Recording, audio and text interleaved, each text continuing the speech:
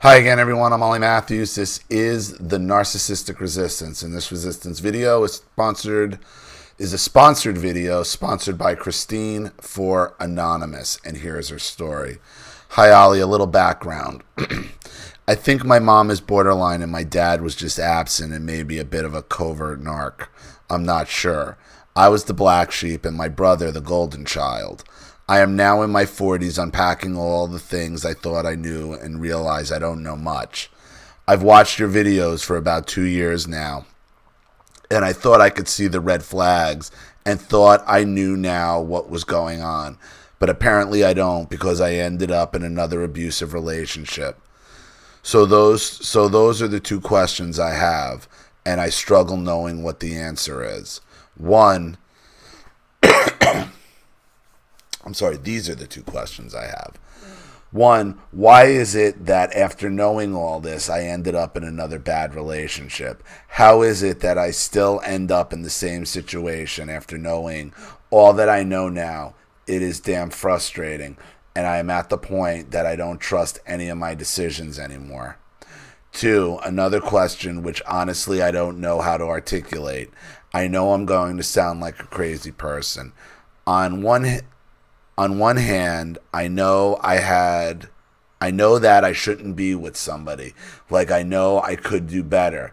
But then my self-esteem is so low, I convince myself that this is the best option. I think you're answering your first question already. But I flip from feeling very confident at times and feeling absolutely worthless the next. Why all these jumbled feelings flipping back and forth between feeling worthy and worthless within minutes, hours? I feel like a prisoner in my own mind. That's narcissistic abuse. That's how it works. That's what we live with. The reason why you ended up in another bad relationship is because you still haven't gotten your self-esteem in check. Because you still lie to yourself about who that person was.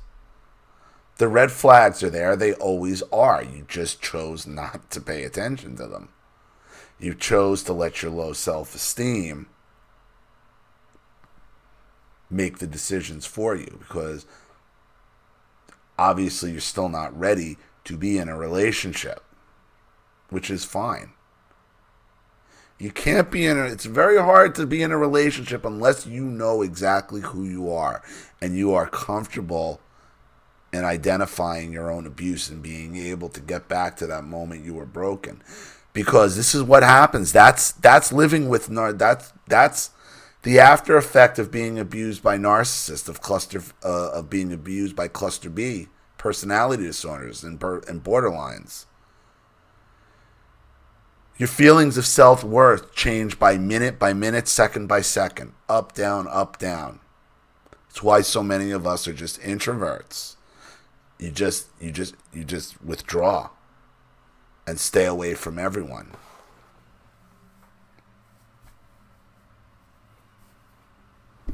Trying to control yourself, your low self-esteem, or trying to raise it up, it's the most heavy lifting we have to do.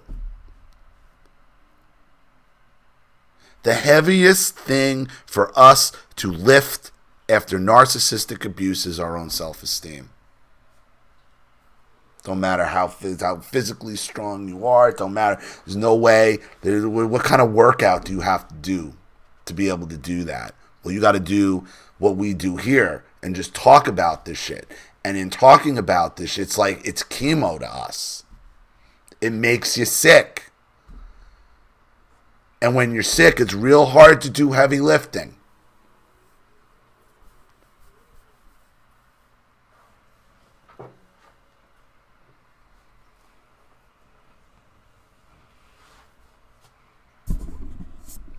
You know right at the very beginning, if you are sacrificing your self-esteem and your self-worth to someone else in order to make a relationship work. You know these things. You know when you're doing it, and you can't do it. The second you start questioning if this person, if you're capitulating to what you want and what you need, you are.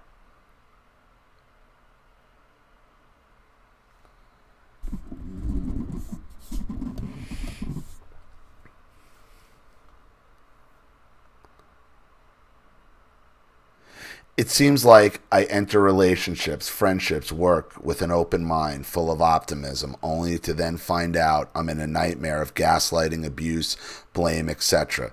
I'm so confused mostly. People that were my friends, who I confided in about my narc parents, now call me a narc. My ex calls me toxic as well, and a narc as well. This is why, okay? This is exactly why I say you ghost and you go no contact from these people. You don't explain this to anybody because they're just going to take it and then turn it around against you. This is what I was telling you, is what I've been telling everybody from the beginning of my channel. It took us so long to be able to talk about this because there was no vernacular. There was no words to it. There was no definition of gaslighting. We didn't know what it was. We didn't know what flying monkeys were. We didn't know we didn't even know how to verbalize the whole dynamic. Now that we do, and I told you this from the beginning, the narcissists are going to take it, are going to take our own language and then turn around and use it against us. The only way you win this game is you don't fucking play it. You don't play it with them. You have your say out in a public forum, not face to face, because it gets you nowhere. And these people who are now turning on you, okay, who you thought were your friends, were never your friends. Because if they were, you wouldn't have had to explain this shit to them in the first place. You are going to come to find, okay? And I've told you, this is not just one set of narcs. This is an entire type of lifestyle change where you're going to find everybody, most people in your life gotta go. They gotta go. You gotta start over. That's why I advocate, moving to a new place, starting your life over. You cannot hang on to this fucking garbage, because all it's going to do is make your self-esteem even heavier and harder for you to lift up.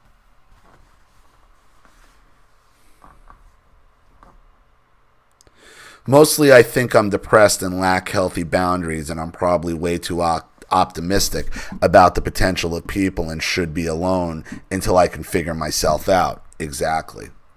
But I never want to hurt. I never went out my way or hurt. I never went out of my way to hurt anyone. I can honestly say I never had any ill intent, only good. I do have that classic feeling of being a burden on most people. I feel like an absolute burden. Even sending this email, I feel like a burden to you. All I want to do is find a way to have self-esteem again, confidence again. I had brief blips of it in my life many years ago. After writing this out, I think I do actually want someone to rescue me. Where does that come from? It comes from low self-esteem, because you won't rescue yourself. Nobody's going to come. Nobody's coming to get you. Nobody's coming. Nobody is coming. Okay? No one's coming to help you. Nobody's going to rescue you. And to be very honest, who wants to rescue a woman in her 40s at this point? Nobody's coming to rescue a woman in her 40s at this point who isn't going to take advantage of you and abuse you. Period. Nobody's coming to rescue anybody, to be quite honest with you. Those rescues always come with a price to be paid. Is that what you want? Is that who you are?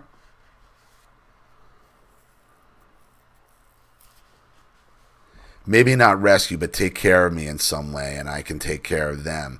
It's like I never experienced this type of relationship in my life. Why do I feel that way? Because you haven't. I've been independent most of my life, not many relationships. But it was like that other video you made about fake independence of those who are raised in a narc household. Maybe I'm not as independent as I thought. How do I get rid of that feeling of wanting to be rescued? To me, an ideal life is to be financially independent, which I have been, and not needing anyone.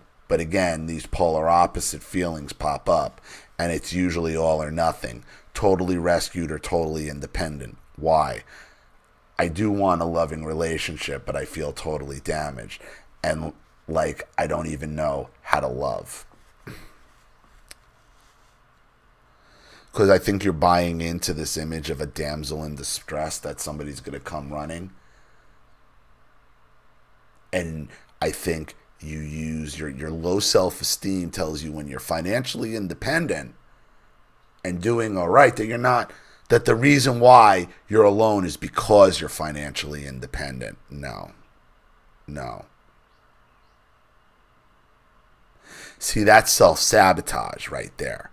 See, that's you being on the precipice of being able to fix your life and you destroying it right there and then turning around and making yourself trying to make yourself into this damsel in distress, thinking that's what you need to find love.